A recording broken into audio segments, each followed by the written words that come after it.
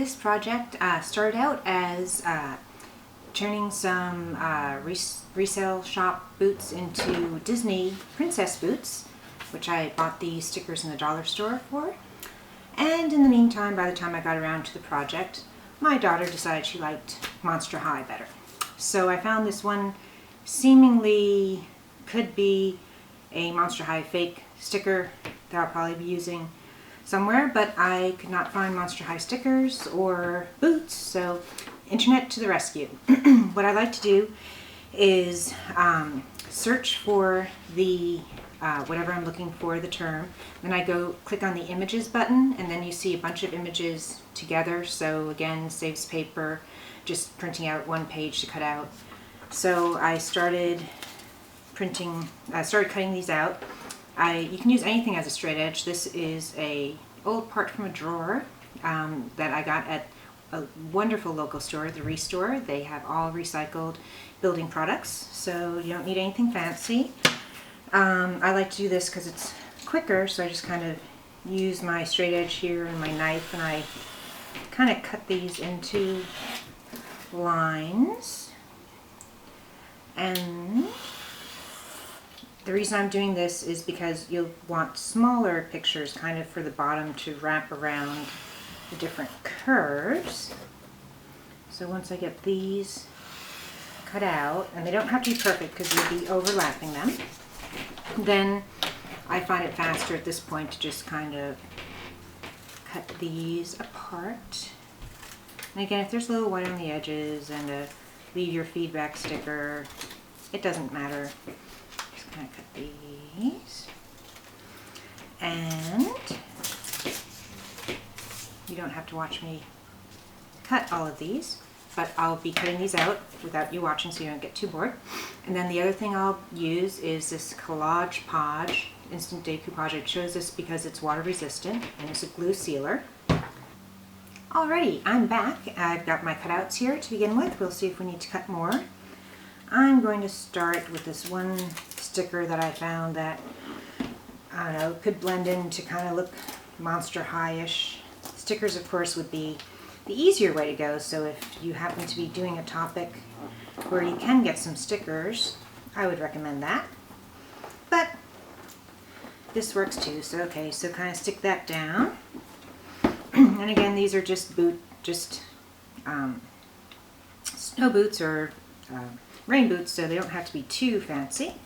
So with this, I like to paint on the boot itself and then stick things down. Now, if, like me, I'll just cover that up.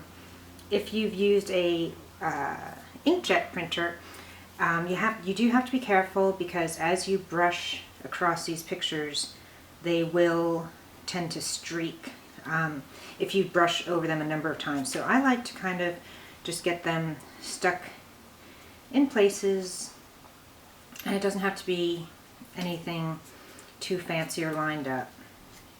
And I kind of just bring them down to the base here. And you'll see me do a little bit of painting over, just a real quick dash, and leave it until that dries. We can go back and put a second coat on. This is a form of decoupage. So with any decoupage, you always do want to do both sides of the paper, but you just have to be careful here because you don't want the character to smudge beyond recognition. So I'll do okay, and because my daughter is a fan, I know a lot of their names. There's a little Claudine there, and who else do we have? Oh, here's a whole bunch of the different characters, so we'll go ahead and put those on here. And again, it doesn't have to be perfect, just trying to cover up some of the base shoe, and if the base shoe shows through a little bit, choosing a color of boot that is similar to the colors in the cutouts you'll be using can help you. Oops, don't want to cover up Frankie there. Let's see, we'll go ahead and do a little bit of this there. There's all of them. My daughter's favorite is Gulia because she's really smart, but she doesn't talk very much, unlike myself.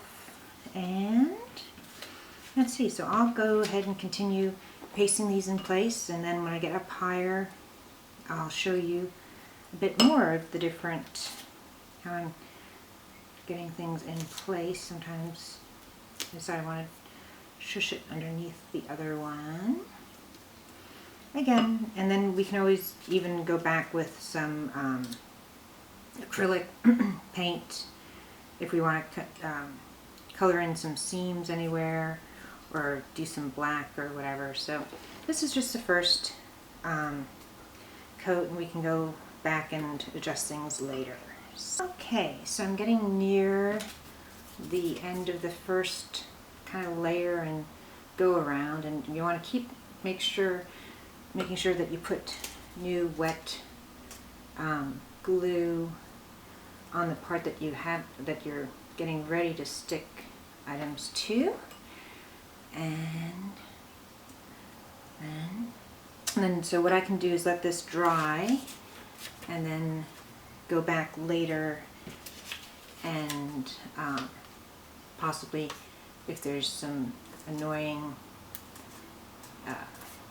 big empty spots, I can go back, but I'm going to go ahead and let this fall over the edge because I'm going to go back and cut it later. And let's see, I have this blank spot there, so I'm going to take a little Monster High logo and put it in there.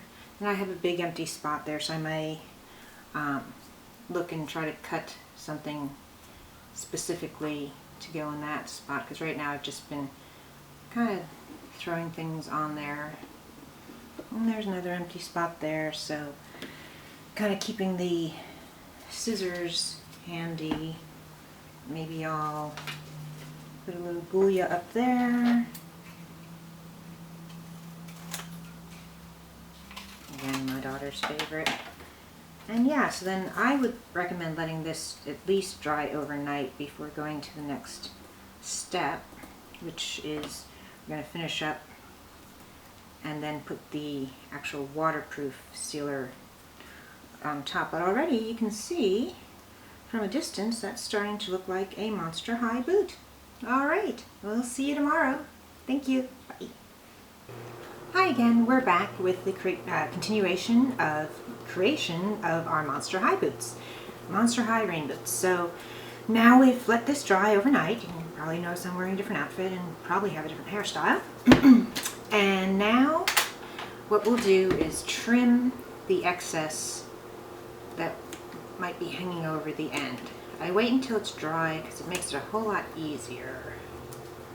So there. So this one I'll trim with scissors because it's easy to get to. I want to trim it out till it's down right, maybe a little bit below the boot, top of the boot, because I want to be able to seal it so that rainwater doesn't get in between there. So I'll show you how I'll do that in a moment. Meanwhile, you can watch me try to make these scissors work. Anyway, so that part is good. Then for the bottom, you can either use scissors, or I find it easier to use one of these type of blades. They're snap-off blades. And and I like to just follow the line of boot along the bottom here, gently. And you don't have to press too hard because you don't want to cut through the boot. But then I just take off the extra area that's left around the bottom of the boot. And now we are ready to kind of look over the boot and make sure that there's not any spots that don't have the coating on them. We'll be going over with the final coat, but I like to try to make sure. So there's some gaps up here, so I'm going to take a little bit of this and just dab it along the top to make sure that I fill in any areas that could have water get trapped in them. I'll do this specifically, especially around the top, and depending on if you don't have these little pull things on your boots, you might not have as many difficulties as I am. But these are the boots that I selected from the resale shop, so these are what I'm going with. You can also get hand-me-downs from friends, and if you need to, new boots. But I think a lot of the fun of it is giving things new life and saving money. So I'm going to go look down here. Now that we have one coat on this, the chances of it smudging are a lot less because we've sealed the inkjet printer ink in there. So now I'm going to go and I'm not going to do a whole another coat, but I'm just going to look for areas that there may be just gaps in the seams. Like over here on the back I found a little gap, so I'm just going to do that because you don't want the water to get underneath, because then that's when it starts buckling out and could cause a problem. Alright, so that is looking quite good.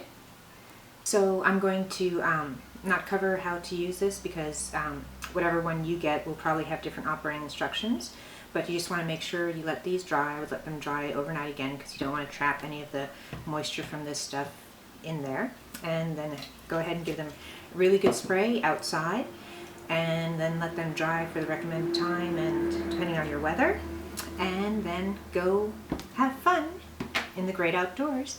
And don't forget to drop me a line and send me photos and let me know what you came up with for this project. Thank you and have a great day.